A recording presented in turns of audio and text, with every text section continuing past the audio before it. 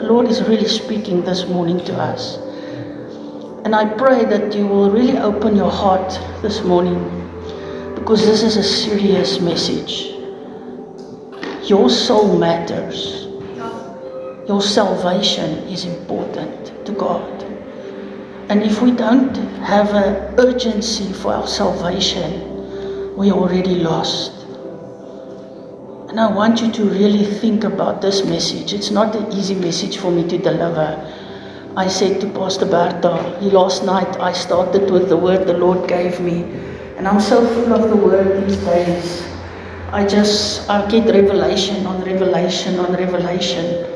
The Lord's really just depositing into my spirit because I love the word so much. And I'm hungry for the word, for fresh bread every day. And He gave me another word, and I was sitting with that word. It was amazing. It's about the next morning after the death of Jesus. It's a powerful word, but I don't think it's the time for me to preach that word now. And I said, Lord, I don't feel I must preach this word. And by 9 o'clock, 10 o'clock, I decided, no, let me see if the Lord wants to give me something else. And He gave me this word. And I said, Lord, can't I go back to the previous one? Because this is not easy. But the Lord said, I must do what He must do today. So I just want to follow His voice. So please open your heart this morning. Take it seriously to heart, this word. Even me, I took this word this morning and I said, Lord, forgive me. If there's anything that I'm doing against you, let me not be like the people in this word, but let me be changed. If you come to a place where you don't want to change anymore, you're backsliding. Something's wrong. And you need to get to the feet of Jesus. Repenting happens daily. It's part of Christian life. It doesn't make you weak, it makes you stronger. Your ego must get out of the way so that He can do something new in you. Because it's only Him in your life that there's space for. And you'll see this morning. So Father, I thank You for the opportunity to stand here this morning and being used as Your vessel. Lord, strip everything away from me. There's nothing I can give without You, Lord. I humble myself, but thank You that I give my intellect, my word of knowledge, my words, my hands, my feet, I dedicate it to You this morning. I give it over in Your hand. Whatever I say here, Lord, anointed with the anointing You've given me before I was born. I was called for a time such as this. So Lord, let people not see me, but let them see You and Your word. I thank You for the blood of Jesus over us. And I thank You, we do not honor the enemy, but we honor You this morning. And we give You all the glory and honor. Every knee shall bow, and every tongue shall confess that You are the Lord of lords and the King of kings. In Jesus' name, amen and amen. Amen. Hallelujah. So this morning I want to talk to you about the pigs. And the pigs. And you know the popular story about the pigs that Jesus went to go and see, that He visited. And this message is so relevant to us today. And when I read this piece, there's so many things that jumped out to me. I've read this story so many times. I love this story because it shows the compassion of Jesus for those who are really lost. I myself have been in this position, and He's freed me from the pigs. So I read this out of the Message Bible, but you can find it in Matthew 8, verse 28 to 31. For you who have your Bible, please bring your Bible. Don't let your Bible at home. I like the physical Bible because you can flip through it and God can speak. The digital one is not that practical. Not that it's bad, but please read your Bible. Make notes in it. It's a guide. It's a tool for you to use, so use it. Amen. Matthew 8, verse 28, from 28 to 31. I'm going to read from the Message, but whatever, just follow with me. They landed in the country of the Gadarenes. It's like Gadara, a part of Gadara. And were met by two madmen, victims of demons, coming out of the cemetery. The men had terrorized the region for so long that no one considered it safe to walk down that stretch of road anymore. Seeing Jesus, the madmen screamed out, "What business do you have giving us a hard time? You're the Son of God. You weren't supposed to show up here yet." Off in the distance, a herd of pigs was grazing and rooting, and the evil spirits begged Jesus, "If you kick us out of these men, let us live in the pigs." And then from verse 32 to 34 it says, Jesus said, "Go ahead, but get out of here." Crazed, the pigs stampeded over the cliff into the sea and drowned. Scared to death, the swineherds bolted. They told everyone back in town what had happened to the madmen and the pigs. Those who heard about it were angry about the drowned pigs, and a mob formed and demanded that Jesus get out and do not come back. Father, I come against this attack against me to not preach this word. I will preach this word even if it takes me 2 hours, but your word will go out in Jesus' name. Amen. You see, when you start talking about demons, they will stop you. They don't want you to know what they're up to. And they're very busy. Let me tell you. Don't think they're not in your life busy. They don't rest. Satan used them to come for you. And it's not going to stop. It's going to intensify with the times. You need to be awake. Amen. So when we read this, it says that Jesus went across the Sea of Galilee. He crossed the sea. And when he got to the other side, he found two madmen. Two madmen. Have you seen a madman? A man that's mad. Have you ever witnessed somebody off their rocker going crazy? Here in Primrose, we had two guys staying in Poppy Street. The guy was on drugs, and everybody knew him. Even the school children here at Vryburger didn't want to go down that road because he was there. And he ruled that street. He terrorized the neighbors. He terrorized everybody. He hit the children. He hit the old people. He followed them. There were two of those guys in Primrose. Do you remember when you were staying here? He even climbed on the rooftops. He was crazy. And it wasn't because of the drugs. It was because he was demon possessed. Yeah, amen. One day, our dustbins were outside my house. And my mom was standing at the front door. And he was scratching in our dustbins, busy kicking the dustbins, breaking our stuff. My mom shouted at her. If you know my mom, you know she doesn't take nonsense. She shouted at him. She said, "Hey, what you doing?" And he swore her under her skirt. And I heard it. And a holy anger risen up in me. And I went out. And I took my mom's shambok. And I said, "Lord, today you need to forgive me, because today, if you touch my mom, you touch me." And I went out just to scare him. And he ran away when he saw I'm coming. But I think it wasn't the shambok, because people was hitting him all the time. It was the fear of the Lord. Because a demon will run from the fear of God, from his authority. And he ran up the street and I followed him. And the people, everybody, all the neighbors came out that day. And they said, "Yeah, slut him. Because everybody wanted him to be sorted. And I couldn't run. He was fast. He ran away from me. But at that stage, he stopped. He turned around and he says to me, "You know what? I honor you. I have respect for you." I said, "Why?" He says, you're the only one who takes action and don't just talk. But actually he was seeing Jesus. And he says, I respect you. I said, you listen to me carefully.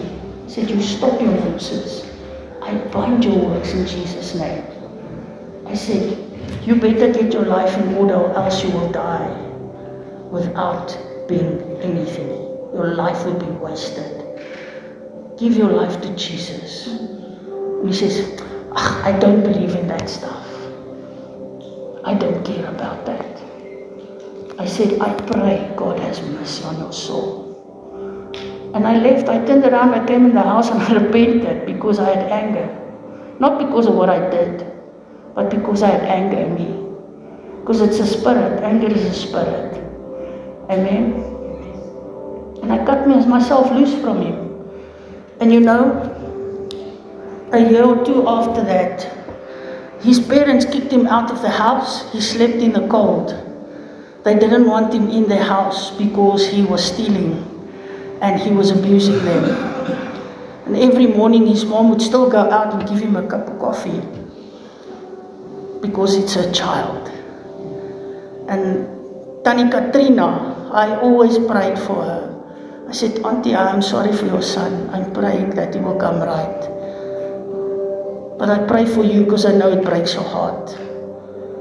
And then she would give him that tea. And then he would go on his merry way, looking for the next high, terrorizing the community.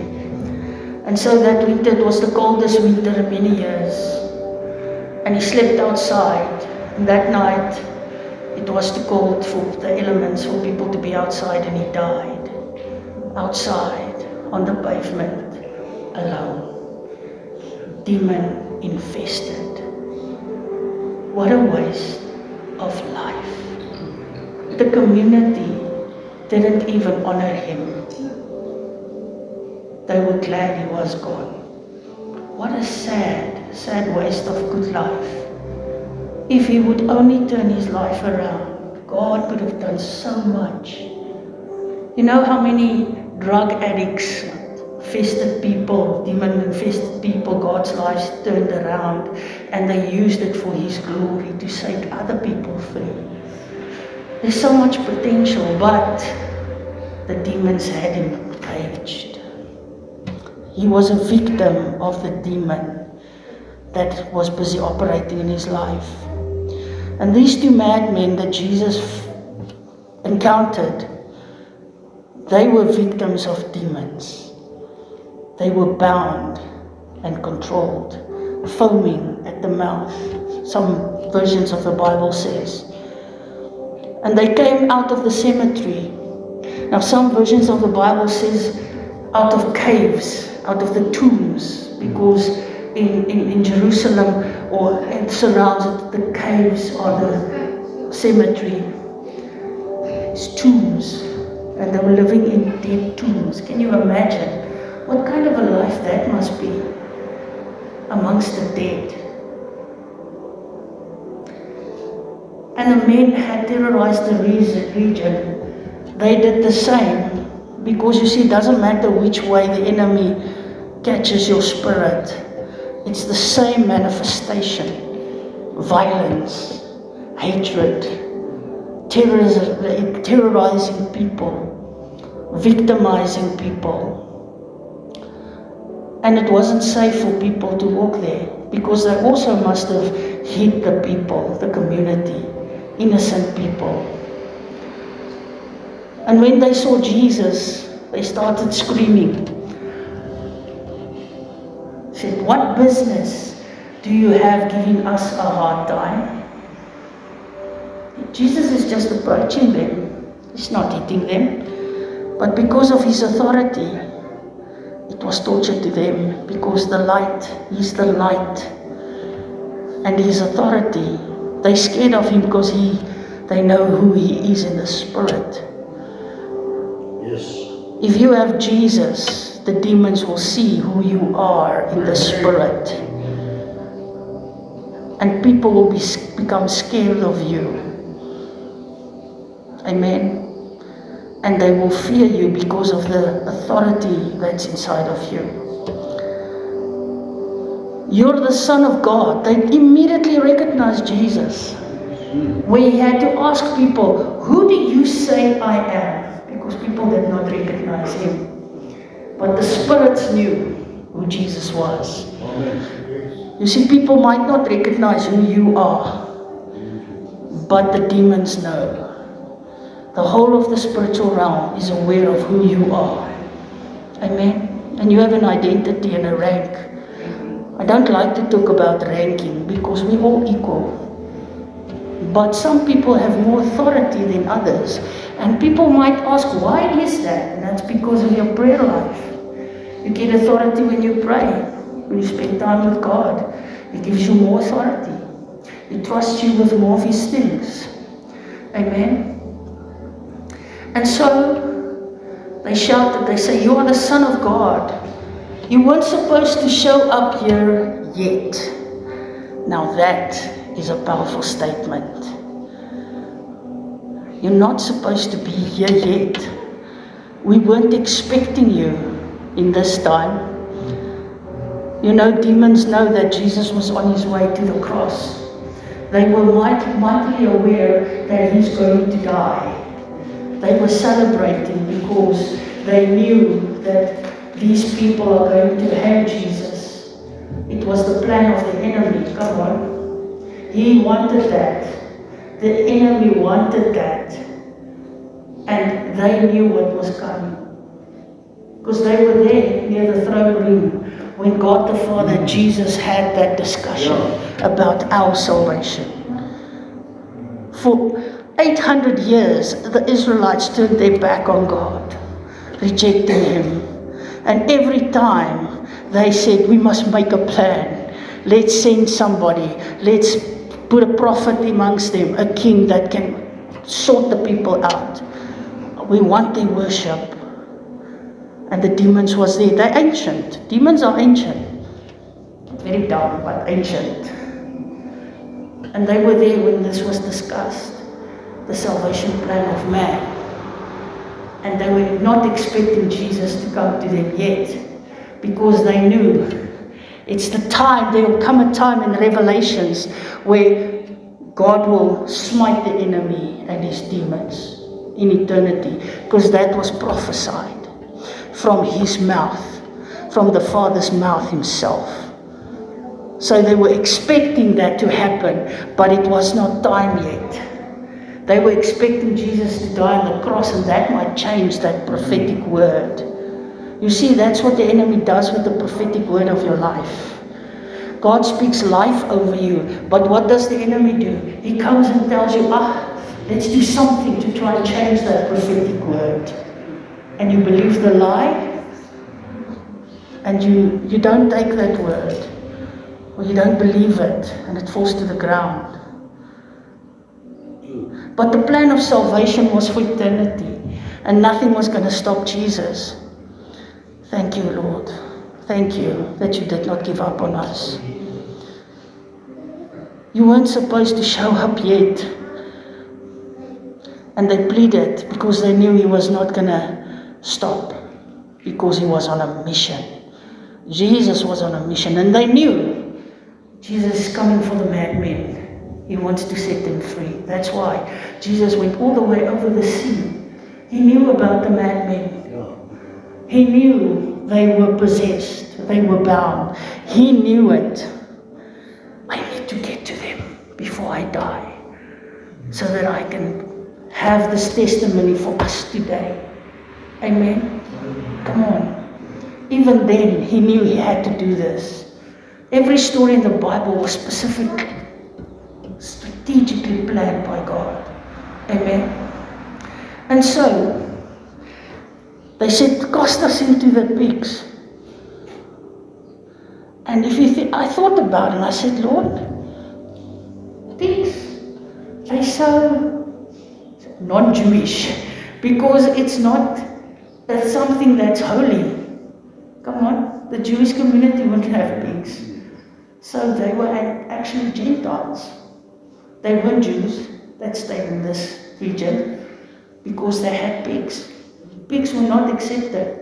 You'd get sheep, you'd get goats, but you won't get pigs. Amen? And what they actually didn't know is that Jesus came especially to take that away. He came to set them free from the pigs. Because if you do not get set free by Jesus, you'll be cast into the pigs. And where do we find the pigs in the Bible again? With the lost son. You end up amongst pigs. If you don't know Jesus, and you're not at your Father's side, you end up in the pigsty. So you see how connected the word is. The stories are. And when I read this, I said, Lord, what are pigs? And the Lord said, show me how the son is sitting amongst the pigs. And those madmen ended up amongst those pigs because they were there. Lord Jesus, help us so we do not end up amongst pigs. Amen. He must have known that they were there and they had pity, and he had pity on those madmen.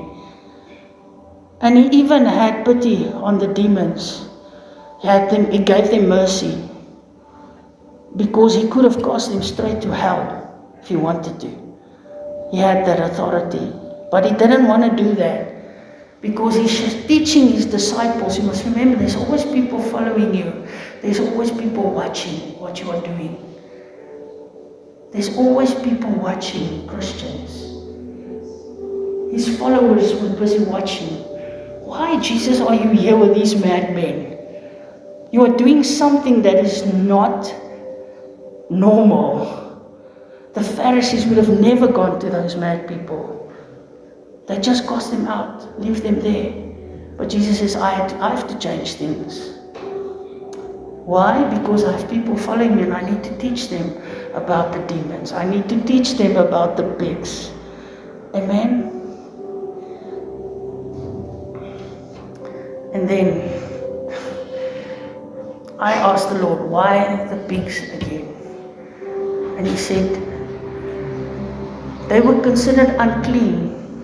Pigs are unclean animals. In the Old Testament, they're unclean. Today, Jesus' blood has washed away every unclean there can be. So if you pray over your food, nothing can harm you. Amen? The Lord's word says, eat whatever, enjoy it. It's safe for you to eat pork. Okay? Don't believe the old law. Amen? When you pray over your food, you are under the blood. Amen? Just cook it well for health reasons. Okay? Use wisdom. But it was an unclean thing. Now, Matthew 12, verse 43 to 44 says in the Amplified, now when the unclean spirit has gone out of a man, it roams through waterless, dry, arid places in search of rest, but it does not find it. So what happens to an unclean spirit? When Mommy Bertha's busy in the front and she does deliverance and that spirit leaves that person's life, what happens to that spirit? It doesn't hang in the air. It searches for a new home. Because it's a dry place here. It's dry. Yeah.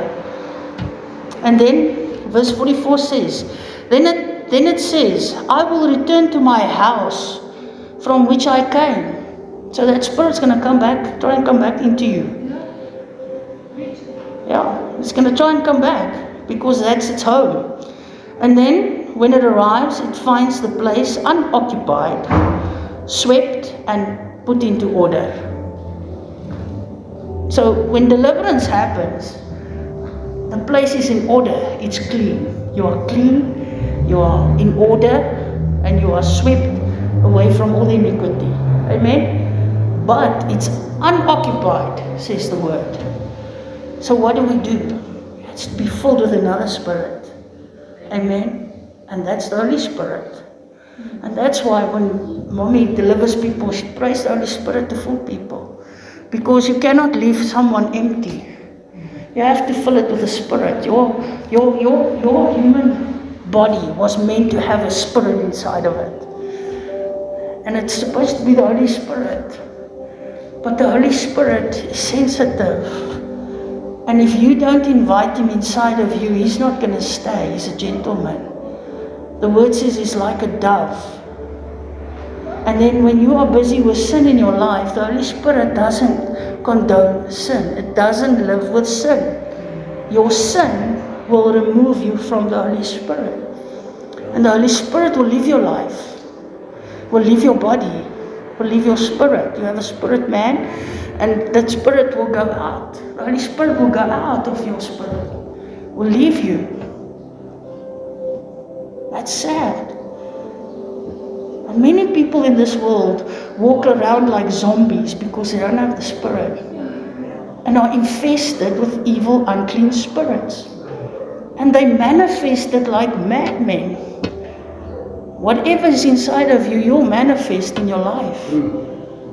If you have anger and bitterness spirits inside of you, you'll be shouting, screaming, hating, fighting all the time. You'll be so angry. It manifests that way. Unhappy. Hatred. Shock.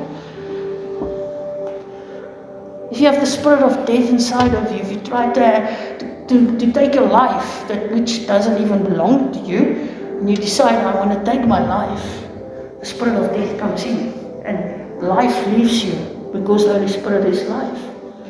Amen? And you become a dead person. You don't feel anything. You are in a depression. You hate your life. You just want to end it because the Spirit is driving into a huge grave. You see, demons are not your friends. You cannot play with demons.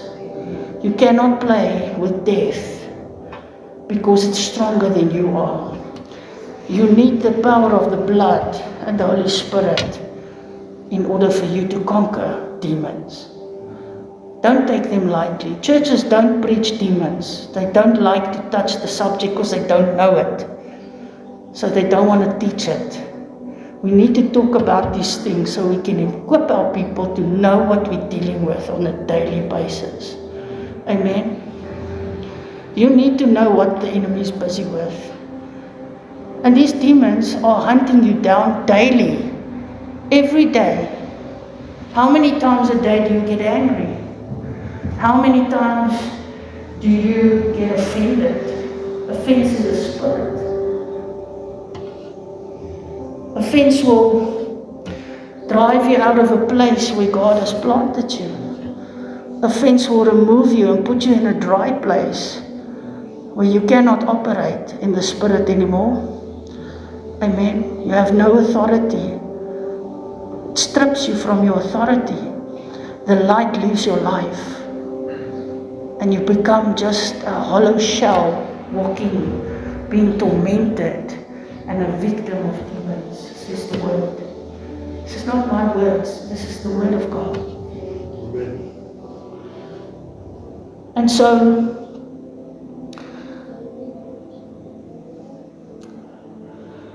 they asked to be put in the pigs. Demons hate God's creation. That's why they ask for the pigs. They will destroy anything that God creates. They cannot destroy the madmen anymore because they know where they're going now, out of them.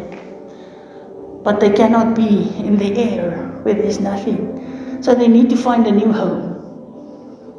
And which is the next creation that they can destroy the pigs.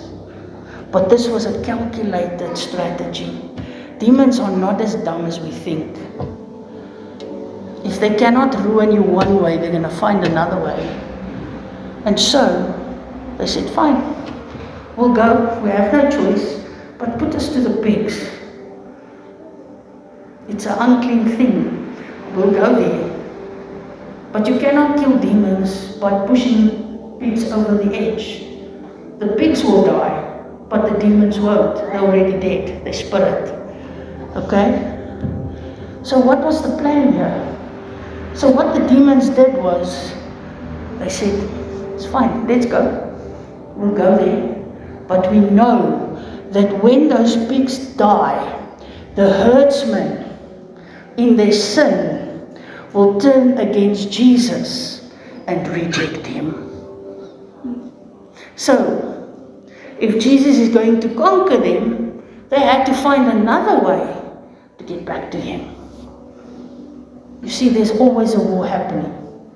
There's always a pull and tug of authority. And by putting them in those pigs, the herdsmen got angry because pigs are their livelihood. They got angry. The herdsmen said, hey, what are you doing? Why did you kill our pigs? They can't see in the spirit what Jesus was busy with. Sometimes we don't see what God's busy with. And we just see that he's ruining our relationships. He's ruining my job. He's ruining my health. But sometimes God has to do certain things to get you free. These herdsmen, they didn't see what was happening. They didn't see what Jesus was busy with. They were there somewhere looking at another herd. And suddenly they just hear this commotion. The pigs are screaming. Have you heard a pig scream? Yeah. It sounds horrible. It sounds like someone's being murdered crazily. And they scream. A whole herd can scream. And they jump and they see, here goes the herd. And Jesus is like this. What do you think were they thinking? They were angry. And those, I believe, it doesn't say that in the word, but I'm interpreting what must have happened in the spiritual realm. And those demons that left the pigs immediately went into that herdsman because they were full of sin and not full of the Spirit. And they went into that herdsman and they created anger and rebellion to stand up against Jesus and his disciples. And the word says, it says there that, I just want to read this to you. Jesus says, go ahead, but get out of here. Crazed, the pig stumbled over the cliff into the sea and drowned. Scared to death, the swineherds bolted. So they just saw what happened and they ran. Because now these demons are pushing them to go and do something. They told everyone back in town what had happened to the madmen and the pigs. Those who heard about it were angry about the drowned pigs, and a mob formed and demanded that Jesus get out and not come back. It was a backlash. Many times we ask the Lord to remove things in our lives, and we allow him to do it. But then the enemy comes and tests the waters. He'll backlash on you. He'll say, okay, well, I'm going to come this way. I'm going to use someone else. I'm going to come another way. I'll come with another sin. I'll come with another disappointment. I'm going to ruin you.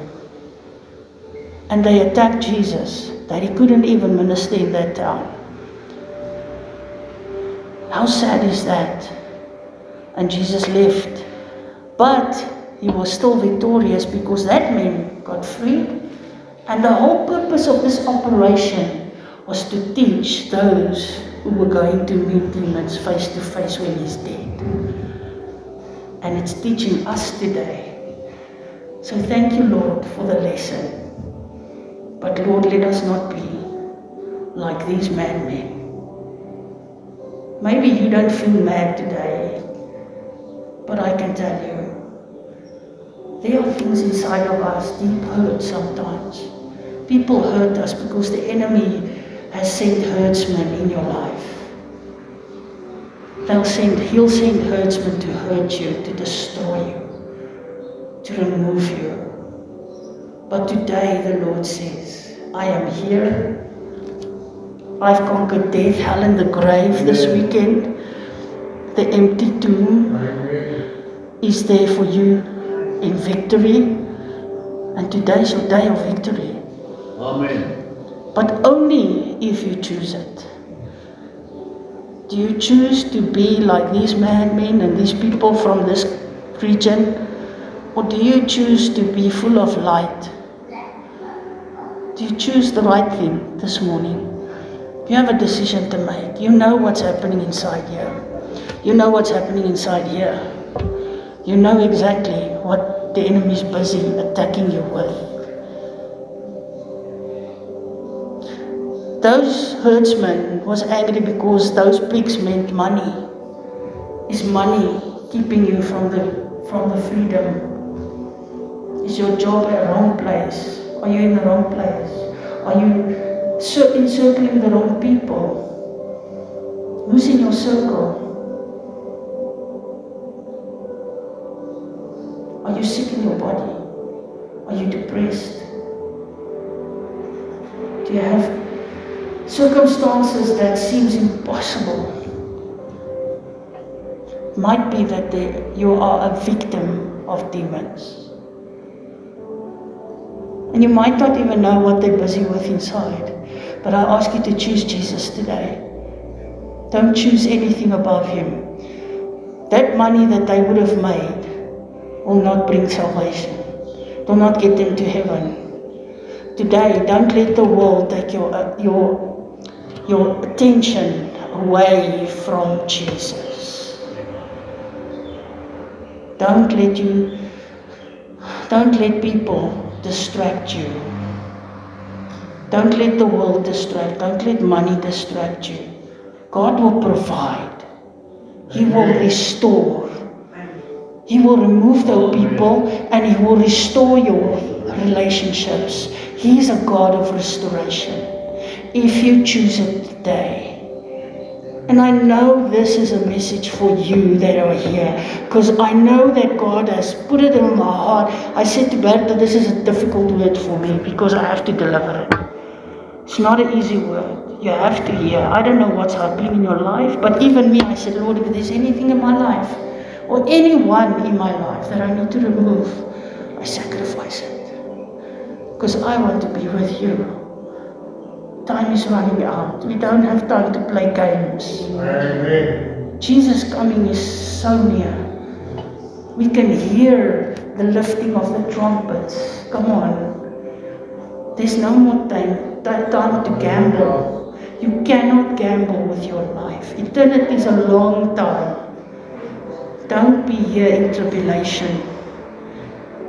Go with us to a better place that God has for you. Yes, we have a lot of struggles now. We have a lot of oppression now. It's not a good time. It's the end days. It's hard to walk this road, but it will be worth it. That's the promise. It's worth sacrificing. I can't tell you how many times I've sacrificed relationships. Mommy knows. I was so broken because a man broke me. Because I gave everything and I was ignorant. And I chose to get up, go on with my life. And every time that I had a disappointment, I ran to Jesus. And I had soaked myself in Him. Soak yourself in Him. Say, Lord, here I am. Fill me with your precious Spirit. Fill me with your word. Fill me with purpose. You need to pray those things. Ask for it. Invite Him. He wants to be invited. He doesn't want to be rejected. He wants to be invited. He's going to turn your life around. He turned my life around. He brought joy back. He brought happiness again. The sun shone again for me. And He'll do it for you. So I want you to stand with me. That's the word that I have.